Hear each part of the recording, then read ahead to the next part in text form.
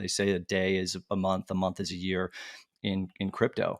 I think there's some truth to that for sure. It does move fast, and because you have open source technology and this composable infrastructure that exists, there's all these components that you can take from.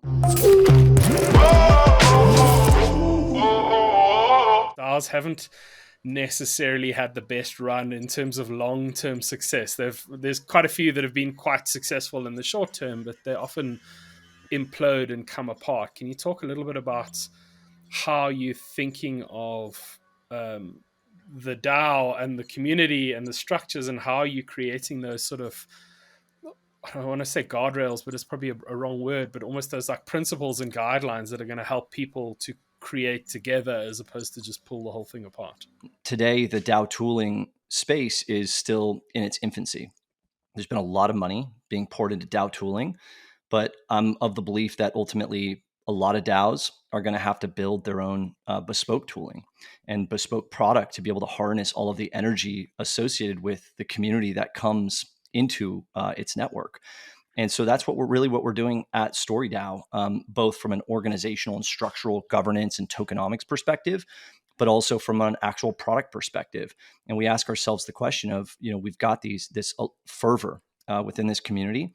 How do we start to organize this in a way in which it can scale to ultimately a massive scale? You have to introduce flexibility into the model. You can't be so hardcore about anything early on in the model because this space changes so fast that you have to be willing to be flexible in that model. And so I think one of the biggest lessons I've learned early on in this space is don't put yourself in a corner ever in terms of the technology decisions that you've made, and be able to change course if you need to, because that's just the way that this space operates and works. They say a day is a month is a year in crypto.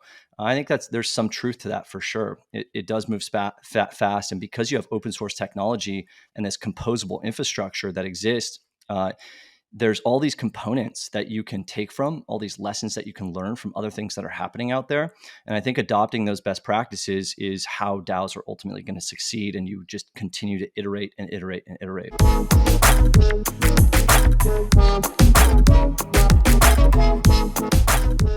We wanted to avoid growing too big, too fast, people thinking about just price go up. And instead, we wanted to find our committed community and start with 300 people with this producer token community of story writers and animators and novelists and business builders. And it has yielded amazing results because 300 is kind of the rule of thumb of the number of people that can kind of coordinate in a system together.